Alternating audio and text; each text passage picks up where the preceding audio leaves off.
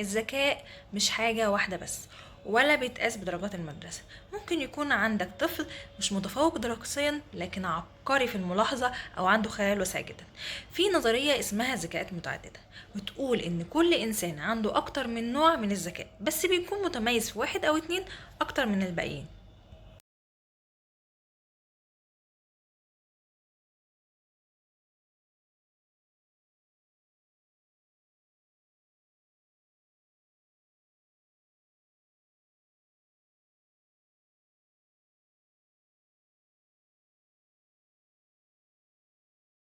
وده اللي هنتكلم عنه النهاردة بالتفصيل، أنواع الذكاءات التمانية.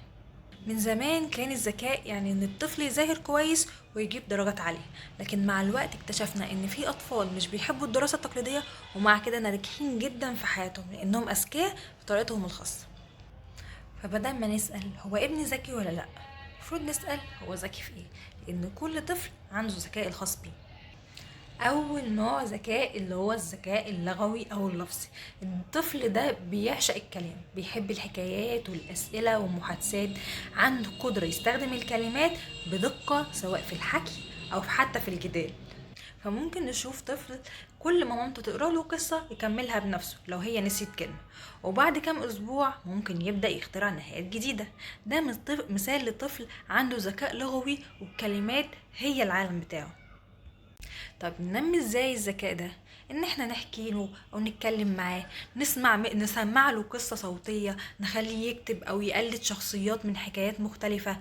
كل ده هينمي عنده الجانب اللغوي وهينمي عنده الذكاء اللغوي بتاعه.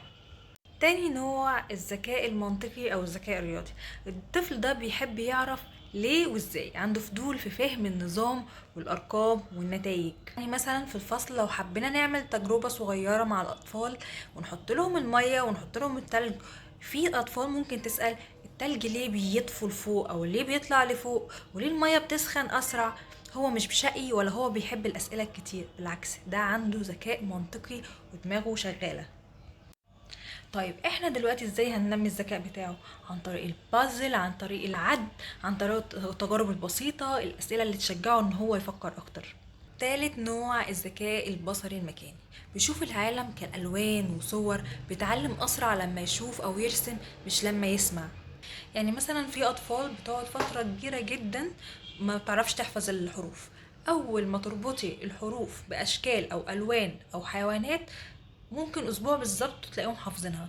ليه؟ لأن هم عندهم ذكاء مكاني أو ذكاء اللي هو مرتبط بالتلوين والصور، لأن الصور بالنسبة لهم هي المفتاح. طب احنا هننمي الذكاء ده ازاي؟ ان احنا نرسم ونلون في الصور التعليمية، في فيديوهات تعليمية، اي حاجة ليها علاقة بصور او ان هم يشوفوا الحاجة اللي قدامهم بتنمي الذكاء عندهم. رابع نوع من الذكاءات اللي هو الذكاء الحركي الجسدي. الطفل اللي ما بيعرفش يقعد كتير لازم يلمس ويجرب ويتحرك علشان يتعلم، ده عنده ذكاء حركي جسدي، ده مش شقي. يعني مثلا لو حبينا نعلم مجموعة أطفال الألوان هتلاقي إن كل الأطفال قاعدين إلا طفل واحد كل شوية يقوم ويلمس الكور كلها. فلما لو خليتيه إن هو يجيب بنفسه كل لون ويتحرك من مكانه من مكان لمكان هيحفظهم أسرع من الكل. وده علشان هو مش شقي، دي طريقته إن هو بيعرف يتعلم بيها. طيب احنا دلوقتي هننمي عنده الذكاء ده ازاي؟ أنشطة حركية، تمثيل أدوار، لعب بالصلصال، أو التعلم عن طريق الحركات. الذكاء الموسيقي ده خامس نوع من انواع الذكاءات. في اطفال بتحب الايقاع والنغمات، يعني ممكن يحفظ لك كلمات طويله وصعبه جدا بمجرد ان هي تدخل جوه اغنيه.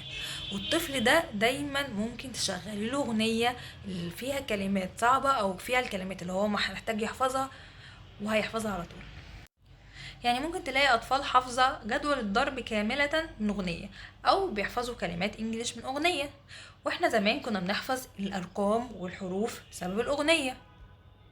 وطبعا ده مش هقدر ان انا اشرح لكم هو محتاج ايه علشان تنميه. طبعا اغاني تعليمية، العاب فيها اصوات وايقاعات، ده اكتر حاجة ممكن تساعده ان هو ينمي الذكاء بتاعه. سادس نوع من انواع الذكاءات الذكاء الاجتماعي. في اطفال بتلاقيهم بيتعاملوا مع الناس التانية احسن من حد كبير، بيعرفوا يتعاملوا مع المشاعر، وازاي مثلا لما حد زعلان يعرفوا يواسوه. وبيعرفوا يتكلموا معاهم وفي لغة حوار رايحة جاية ما بينهم. ده طفل عنده ذكاء اجتماعي. يعني انا عندي في المدرسه في اطفال اول يوم دراسه طبعا او اول اسبوع دراسه بتلاقيهم بيعيطوا. في اطفال تانية بتيجي تقول لهم بتعيطوا ليه؟ ده احنا الموقف ده عدى عليا، ده احنا جايين هنا المدرسه عشان نذاكر مش عشان نعيط، تعالى العب معايا.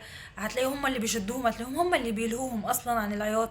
ده الطفل ده عنده ذكاء اجتماعي عالي. طب ازاي بننمي الذكاء ده؟ ان احنا نلعبه العاب جماعيه في تمثيل تفاعلي والتشجيع على الحوار والمشاركه، وان هو يقوم يجاوب، وان هو يشارك في الشرح مع المعلمه، او ان هو مثلا تيجي تعملي ما بينك وما بينه حوار، او ما بينه وما بين حد من قرايبه حوار. ده كله هينمي الذكاء بتاعه.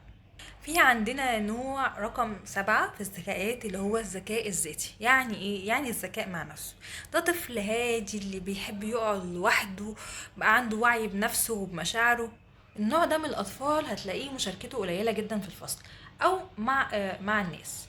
تمام. لكن انتوا لو قلت له مثلا ايه حاسس بايه، او ايه انت بتعبر عن نفسك، او اي حاجة، هتلاقيه بيحاول او بيعرف يعبر عن نفسه كويس. الذكاء ده هنعرف ننميه عن طريق ان احنا نخلي الطفل يقرر بنفسه ابسط حاجاته. يعني ايه الحاجات البسيطة عن نفسه؟